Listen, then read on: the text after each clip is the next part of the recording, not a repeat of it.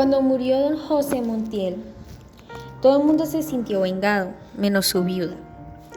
Pero se necesitaron varias horas para que todo el mundo creyera que en verdad había muerto. Muchos lo seguían poniendo en duda después de ver el cadáver en cámara ardiente, embutido con almohadas y sábanas de lino dentro de una caja amarilla y abombada como un melón. Estaba muy bien afeitado, vestido de blanco y con botas de charol, y tenía tan buen semblante que nunca pareció tan vivo como entonces.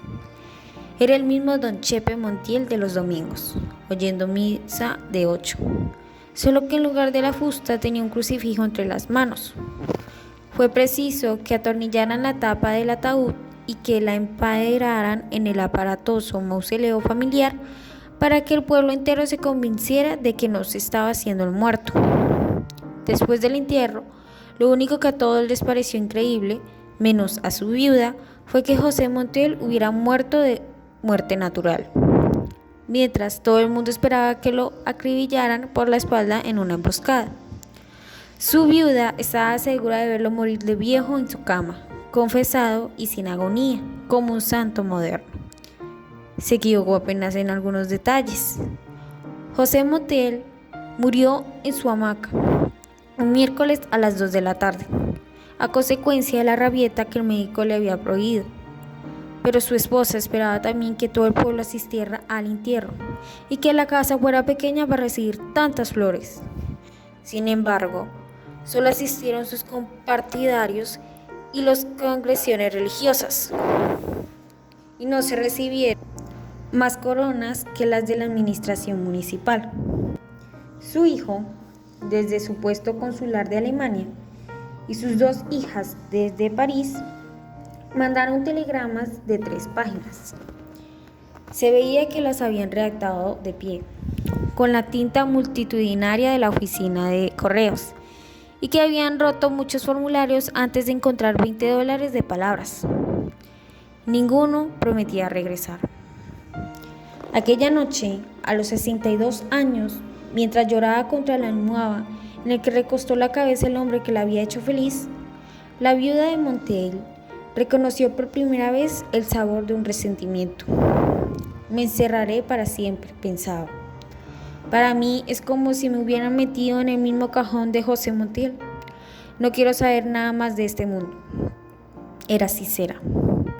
Aquella mujer frágil, lacerada por la superstición, casada a los 20 años por voluntad de sus padres con el único pretendiente que le permitieron ver a menos de 10 metros de distancia, no había estado nunca en contacto directo con la realidad.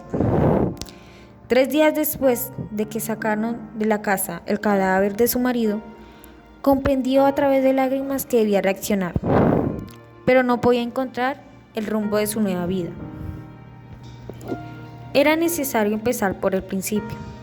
Entre los innumerables secretos que José Montiel se había llevado a la tumba, se fue enredada la combinación de la caja fuerte. El alcalde se ocupó del problema. Hizo poner la caja en el patio, apoyada el paredón, y 2 agentes de la policía dispararon sus fusiles contra la cerradura.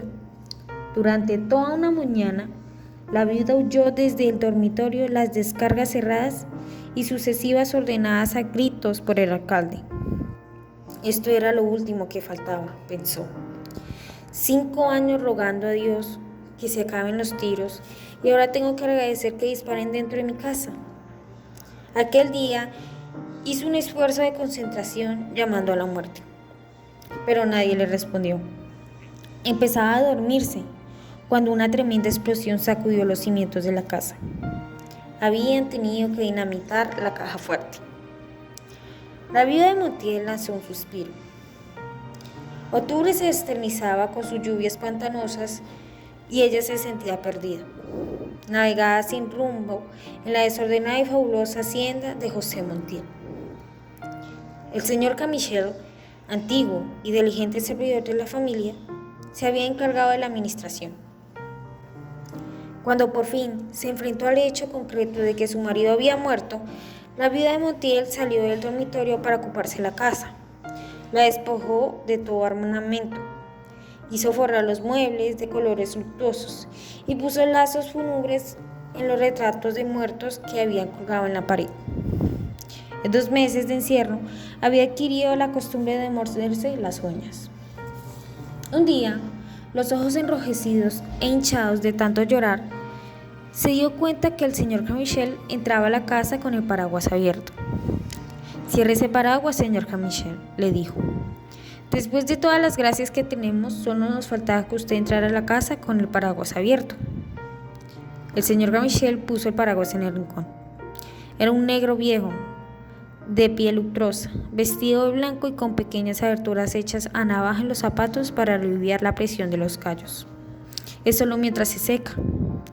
Por primera vez, desde que murió su esposo, la viuda abrió la ventana. «Tantas desgracias, y además este invierno», murmuró, mordiéndose las uñas. «Parece que no va a escampar nunca». «No escampará ni hoy ni mañana», dijo el administrador. «Anoche no me dejaron dormir los callos». Ella confiaba en las predicciones atmosféricas de los callos del señor Camichel. Contempló la placita desolada, las casas silenciosas cuyas puertas no se abrieron para ver el entierro de José Montiel. Y entonces se sintió desesperada con sus uñas, con sus tierras sin límites y con los infinitos compromisos que heredó de su esposo y que nunca lograría comprender. «El mundo está mal hecho», sollozó. Quienes la visitaron por esos días tuvieron motivos para pensar que había perdido el juicio, pero nunca estuvo más lúcida que en ese entonces. Desde antes de que empezara la matanza política, ella pasaba las lúgubres mañanas de octubre frente a la ventana de su cuarto, compadeciéndose de los muertos y pensando que si Dios no hubiera descansado el domingo, habría tenido el tiempo en terminar el mundo.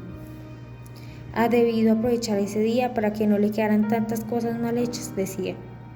Al fin y al cabo, le quedaba toda la eternidad para descansar. La única diferencia después de la muerte de su esposo era que entonces tenía un motivo concreto para concebir pensamientos sombríos. Así, mientras la viuda Montiel se consumía en la desesperación, el señor Camichel trataba de impedir el naufragio. Las cosas no marchaban bien. Libre de la amenaza de José Montiel, que monopolizaba el comercio local por el terror, el pueblo tomaba represalias. En espera de clientes que no llegaron, la leche se cortó en los cántaros amontonados en el patio, y se fermentó la miel en sus cueros, y el queso engordó gusanos en los oscuros armarios del depósito. En su mausoleo adornada con bombillas eléctricas y arcángeles en imitación de mármol, José Montiel pagaba 6 años de asesinatos y tropelías. Nadie en la historia del país se había enriquecido de tanto en tan poco tiempo. Cuando llegó al pueblo el primer alcalde de la dictadura, José Montiel, era un decreto partidario de todos los regímenes, que se había posado a la mitad de la vida en calzoncillos sentado a la puerta de su píldora de arroz. En un tiempo disfrutó de una cierta reputación de afortunado y buen creyente, porque prometió en voz alta regalar el templo a un San José de tamaño natural si se ganaba la lotería. Y 2 semanas después se ganó 6 fracciones y cumplió su promesa. La primera vez que se le vio usar zapatos fue cuando llegó el nuevo alcalde, un sargento de la policía, zurdo y montaraz, que tenía órdenes expresas de liquidar la cotización. José Montiel empezó por ser su informador confidencial, aquel comerciante modesto cuyo tranquilo humor de hombre gordo no despertaba la menor inquietud. Discriminó a sus adversarios políticos en ricos y pobres. A los pobres los acribilló la policía en la plaza pública. A los ricos les dieron un plazo de 24 horas para abandonar el pueblo. Planificando la masacre, José Montiel se encerraba días enteros con el alcalde en su oficina sofocante, mientras su esposa se compadecía de los muertos. Cuando el alcalde abandonaba la oficina, ella le cerraba al paso a su marido. «Ese hombre es un criminal», le decía. «Aprovecha tus influencias en el gobierno para que se lleven a esa bestia que no va a dejar de ser humano en el pueblo». Y José Montiel, tan atareado en esos días, la apartaba sin mirarla, diciendo: «No seas pendeja».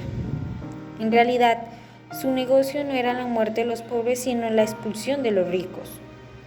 Después de que el alcalde les perforaba las puertas a tiros y les ponía el plazo para abandonar el pueblo, José Montiel les compraba sus tierras y ganados por un precio que él mismo se encargaba de fijar.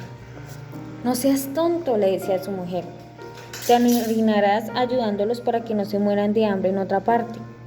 Y ellos no te lo agradecerán nunca. Y José Montiel, que ya ni siquiera tenía tiempo de sonreír, la apartaba de su mirada de su camino y diciendo: vete para tu cocina y no me friegues tanto. A ese ritmo, en menos de un año, estaba liquidada la oposición y José Montiel era el hombre más rico y poderoso del pueblo. Mandó a sus hijas para París, consiguió a su hijo un puesto consular en Alemania y dedicó a consolidar su imperio. Pero no alcanzó a disfrutar 6 años de su desafortunada riqueza. Después de que cumplió el primer aniversario de su muerte, la viuda no oyó crujir la escalera, sino bajo el peso de una mala noticia. Alguien llegaba siempre al atardecer. Otra vez los bandoleros, decían. Ayer cargaron con un lote de 50 novillos. Inmóvil en el mecedor, mordiéndose las uñas, la viuda de Montiel solo se alimentaba de su resentimiento. Yo te lo decía, José Montiel, decía hablando sola. Este es un pueblo desagradecido. Aún estás caliente en tu tumba y ya todo el mundo nos voltea la espalda. Nadie volvió a la casa. El único ser humano que vio en aquellos meses interminables en que no dejó de llover fue el perseverante señor Carmichael, que nunca entró a la casa con el paraguas cerrado. Las cosas no marchaban mejor. El señor Carmichael había escrito varias cartas al hijo de José Montiel. Le sugería la conveniencia de que viniera a ponerse al frente de los negocios y hasta se permitió hacer algunas consideraciones personales sobre la salud de la viuda. Siempre recibió respuestas evasivas. Por último, el hijo de José Montiel contestó francamente que no se atrevía a regresar por temor de que se le dieran un tiro.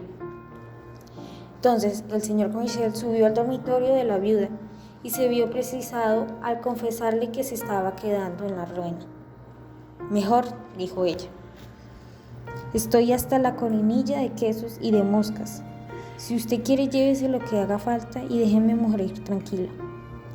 Su único contacto con el mundo, a partir de ese entonces, fueron las cartas que se escribía a sus hijas de fines de cada mes. Este es un pueblo maldito, les decía. Quédense allá para siempre y no se preocupen por mí. Yo soy feliz sabiendo que ustedes son felices. Sus hijas se turnaban para contestarle. Sus cartas eran siempre alegres y se veía que habían sido escritas en lugares tibios y bien iluminados, y que las muchachas se veían repetidas en muchos espejos cuando se detenían a pensar. Tampoco ellas querían volver. Esto es la civilización, decían. Allá, en cambio, no es un buen medio para nosotras. Es imposible vivir en un país tan salvaje donde asesinan a la gente por cuestiones políticas. Leyendo las cartas, la viuda de Montiel se sentía mejor y aprobaba cada frase con la cabeza. En cierta ocasión, sus hijas le hablaban de los mercados de carne de París. Le decían que mataban unos cerdos rosados y los colgaban enteros en la puerta adornados con coronas y guirnaldas de flores. Al final, una letra diferente a la de sus hijas había agregado: imagínate que el clavel más grande y más bonito que se le ponen al cerdo en el culo. Leyendo aquella frase por primera vez en 2 años, la viuda de Montiel sonrió. Subió a su dormitorio sin apagar las luces de la casa y antes de acostarse volteó el ventilador eléctrico contra la pared. Después extrajo de la gaveta de la mesa de noche unas tijeras, un cilindro de espárrago y el rosario, y se vendó la uña al pulgar derecho, irritadas por los mordiscos. Luego empezó a rezar, pero al segundo misterio cambió el rosario a la mano izquierda, pues no sentía las cuentas a través del espárrago. Por un momento oyó la trepidación de los truenos remotos. Luego se quedó dormida con la cabeza doblada en el pecho. La mano con el rosario rodó por su costado y entonces vio a mamá grande en el patio con una sábana blanca y un peine en el regazo, destripando piojos con los pulgares. Le preguntó: ¿cuándo me voy a morir? La mamá grande levantó la cabeza. cuando te empiece el cansancio del brazo.